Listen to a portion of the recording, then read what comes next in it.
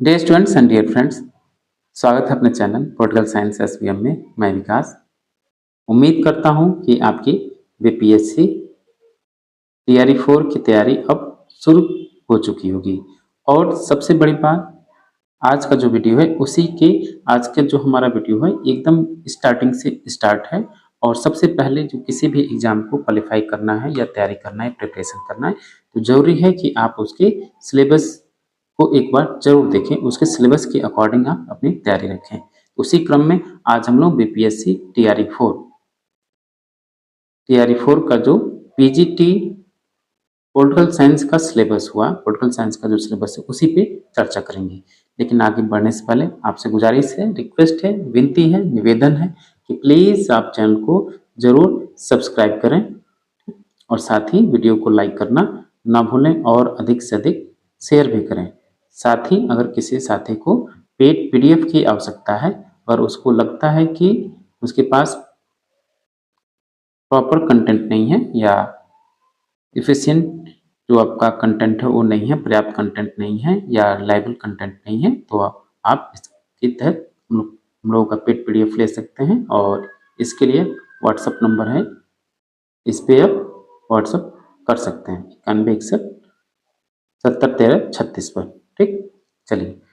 तो बीपीएससी का देखिए कोई सिलेबस नहीं है, लेकिन फिर भी ये जो उसका नोटिफिकेशन आया था टीआई 1 और 2 के तहत, जो एससीईआरटी का जो सिलेबस है वो भी क्लास 11th और 12th में सिलेबस वही है, लेकिन जो डिफिकल्टी लेवल रहेगा वो पीजी स्तर का रहेगा, यानी एमए के स्तर तक का रहेगा। बात सही है कि जो आप टीआरई 1, टीआरई 2 और टीआरई 3 क्वेश्चन पेपर देखेंगे तो बिल्कुल ही जो एससीईआरटी और एनसीईआरटी की टेक्स्ट बुक हैं उसके टॉपिक्स तो मैच करते हैं, लेकिन डिफिकल्टी लेवल हाई हो जाती है। तो आइए विस्तार से हम लोग पॉलिटिकल साइंस के सिलेबस की चर्चा करते हैं, राजनीति विज्ञान जो कि 11th-12th के लिए है। तो ये जो सिलेबस है आपका बिहार बोर्ड ऑफ एजुकेशन है उसका जो एससीईआरटी है उसका सिलेबस है।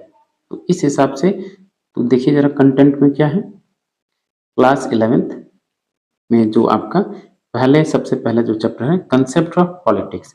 देखिए मैं बार बार कह रहा था, जो भी सब्जेक्ट है उसका आपको पहले nature, definition, scope of political science, ये तो आपसे जरूर पूछेगा, ये पूछता ही है। पहले चैप्टर पहला यूनिट है और इसमें आपका traditional and modern view of characteristics and differences, तो यानी जो आधुनिक और परंपरागत जो इसमें अप्रोचेज हैं उनको देखना है।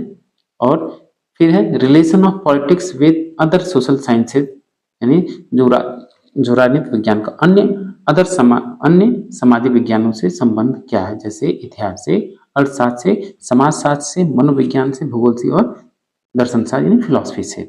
ठीक, और significance of the study of political science, यानी राजनीति विज्ञान के अध्ययन का महत्व क्या है, एक यूनिट।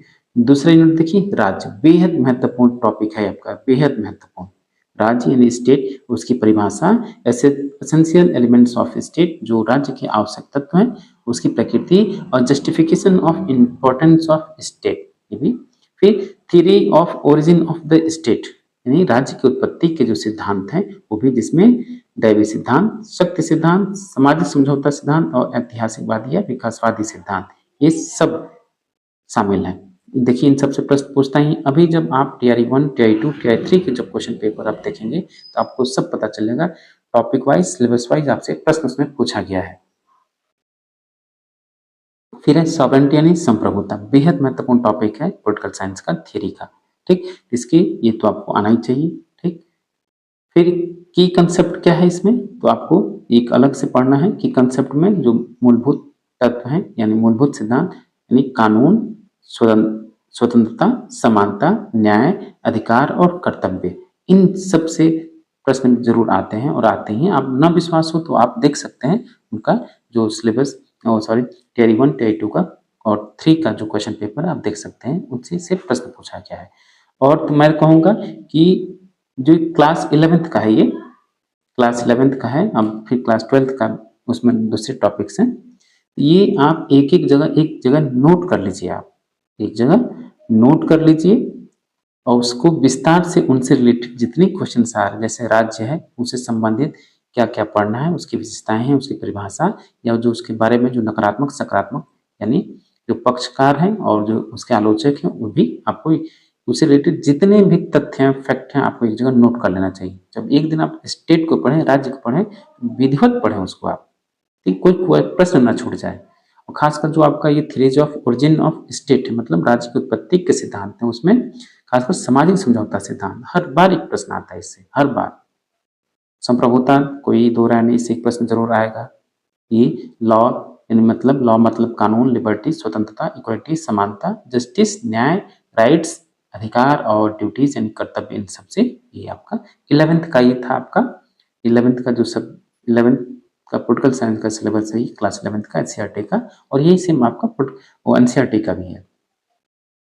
प्यारे दोस्तों फिर से मैं आपसे रिक्वेस्ट करूंगा, उन साथियों से गुजारिश है, रिक्वेस्ट है जिन्होंने अब तक चैनल को सब्सक्राइब नहीं किया है जल्द से जल्द सब्सक्राइब कर लें और साथ ही बेल आइकन को भी प्रेस कर लीजिए और वीडियो को लाइक कीजिए और शेयर कीजिए, ठीक।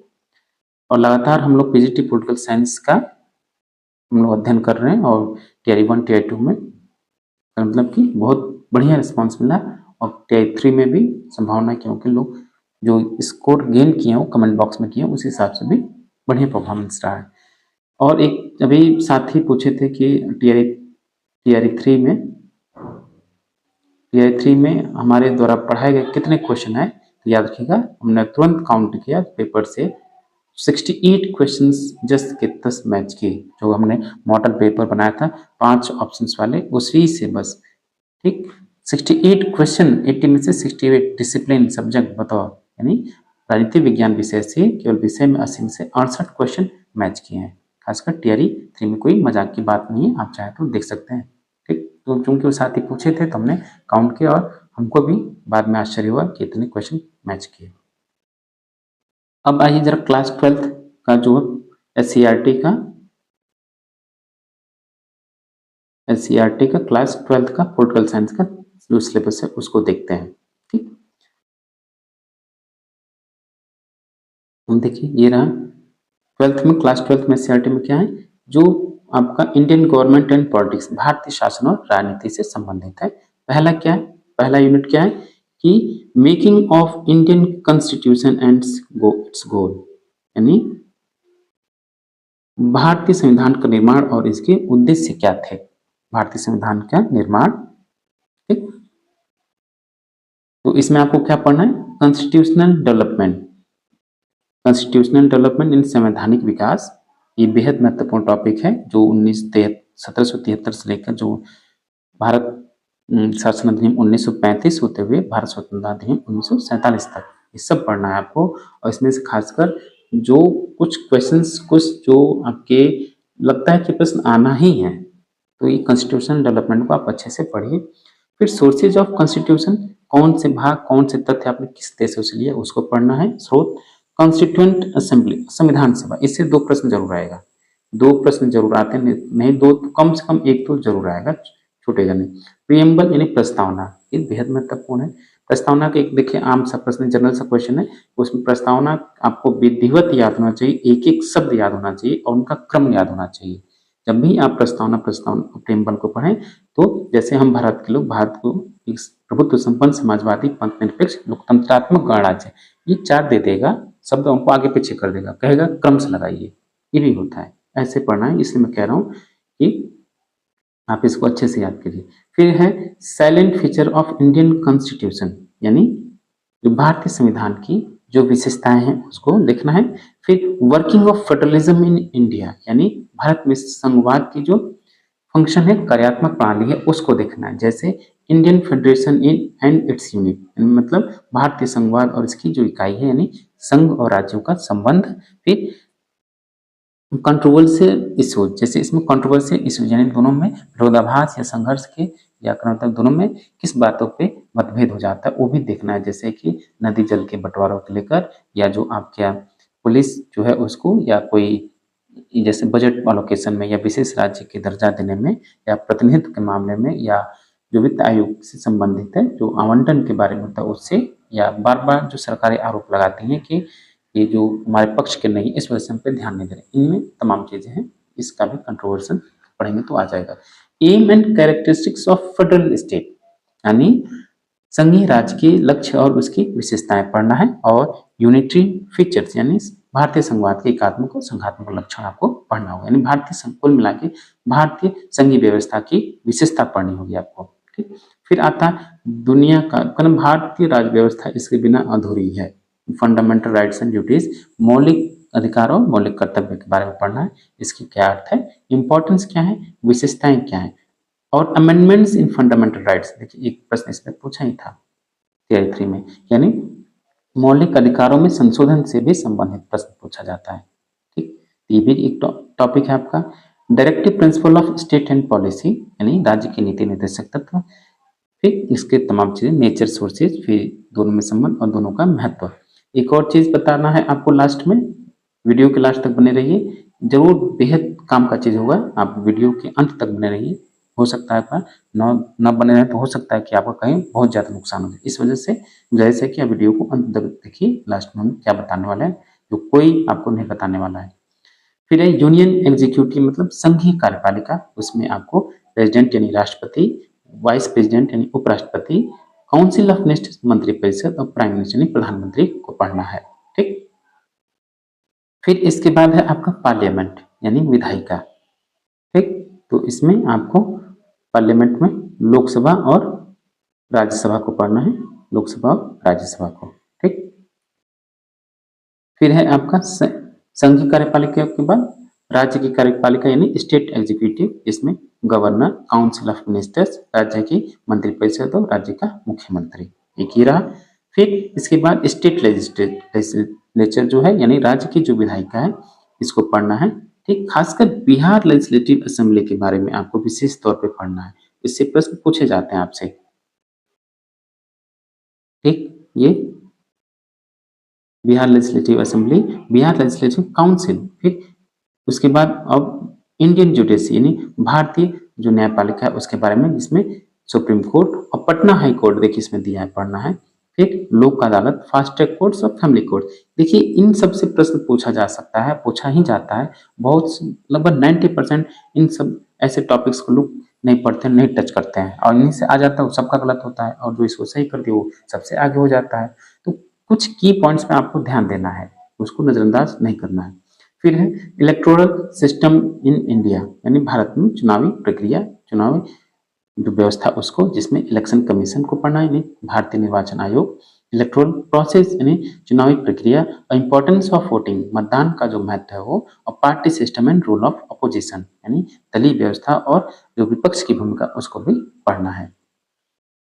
एक working of local self government with special reference to Bihar, जो स्थानीय स्वशासन की जो कार्यप्रणाली है वो, और खासकर विशेष रूप से बिहार के संदर्भ में 73वां 74वां संविधान तो पढ़ना ही है, 73वां 74वां संविधान संशोधन जो पंचायती राज से संबंधित है, और बिहार पंचायती राज अमेंडमेंट एक्ट 2006 ये भी पढ़ना है, rural and urban local government ये सब पढ़ना है। ठीक, बेहद इंपॉर्टेंट टॉपिक है ये।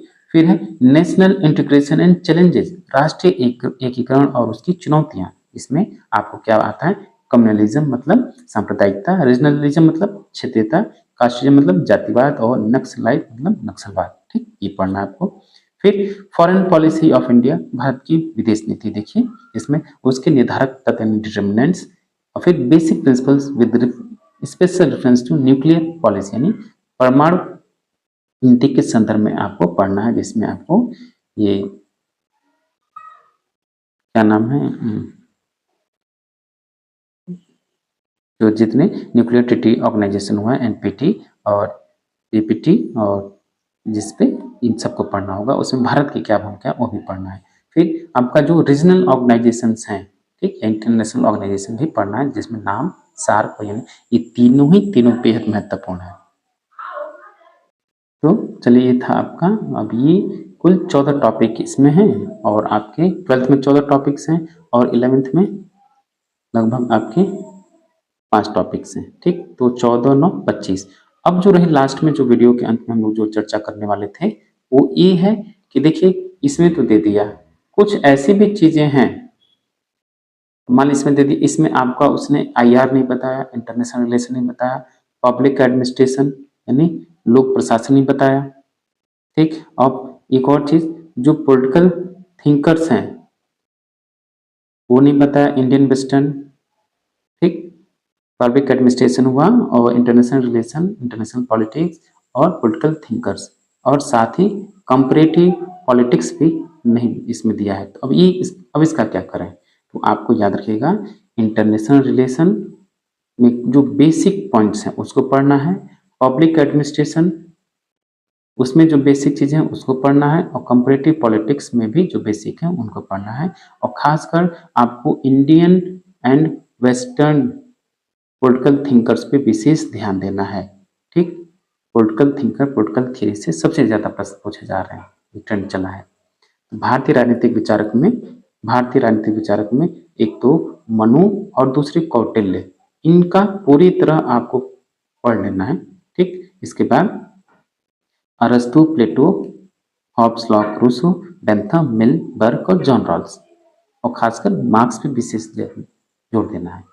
ये था आपका बीपीएससी का जो सिलेबस हम कह सकते हैं। उसने ये कहा है कि जो एनसीईआरटी है और जो एससीईआरटी है इनसे ही जो सिलेबस है वो पूछा जाएगा, जो इसमें पढ़ाया जाता है। कहने मतलब 11th-12th में जो आप पढ़ने जा रहे हैं आपको उसके बारे में पता होना चाहिए, जानकारी होनी चाहिए। इस वजह से तो ये चीज, और जो कठिनाई स्तर की बात करें एमए स्तर की, तो उसमें आपको पॉलिटिकल थिंकर, इंडियन वेस्टर्न दोनों, IR, इंटरनेशनल रिलेशन और इंटरनेशनल पॉलिटिक्स, पब्लिक एडमिनिस्ट्रेशन और कंपैरेटिव पॉलिटिक्स में ये आपका डिफिकल्टी लेवल बढ़ जा रहा है एमए स्तर तक का। इनसे आपका आमना सामना एमए में होता है। इस वजह से आपको हर कदम पे फूंक फूंक के चलना है और हर एक टॉपिक को आपको क्लियर करना है। तैयारी 4 में अभी थोड़ा सा समय है, इतना पर्याप्त समय है जिसमें आप थोड़ा अपना चैप्टर्स देख सकें, सेक्शन वाइज देख सकें और रिवीजन भी कर सकें। नोट्स बनाने का तरीका क्या है, कुछ भी पढ़ें आप, एक पेन पेंसिल ले लीजिए, एक नोटबुक ले लीजिए, कुछ भी पढ़ें उसको एक शब्दों में, 2 शब्दों में नोट कर लें, ताकि फायदा क्या हो, अंत समय में आपको कम पेजेस पलटने पड़े, जिससे कम समय में ज्यादा से ज्यादा रिविजन हो सके। कई लोग मैं देखता हूँ कि पूरा लाइन बाय लाइन लिखना शुरू करे, तो बिल्कुल आप किताब मत छापिए, उसको कॉपी पेस्ट मत कीजिए, बस आप अपने समझ के अनुसार नोट्स बनाइए, शॉर्ट वर्ड्स में बनाइए, कीवर्ड्स में बनाइए, ठीक, कोड वर्ड में बनाइए, ताकि आप समझ सकें और कम समय लें, ताकि देखने में भी आपको ज्यादा बड़ा न लगे कि इतना ज्यादा कैसे होगा, कम दिखेगा, आपको कॉन्फिडेंस आने थोड़ा ही तो पढ़ लेंगे, रिवाइज कर लेंगे। तो चलिए, मैं ये आपका सिलेबस था जो मैं आपको बता दिया। ठीक, और प्लीज आप चैनल को जरूर सब्सक्राइब करें। कोई भी दिक्कत हो आप इस व्हाट्सएप नंबर पे व्हाट्सएप कर सकते हैं। ठीक, जरूर आपको रिप्लाई दिया जाएगा, पेड PDF के लिए, चाहे किसी प्रकार कंटेंट के लिए। ठीक है, थैंक यू फॉर वॉचिंग। मिलते हैं आपसे नेक्स्ट वीडियो।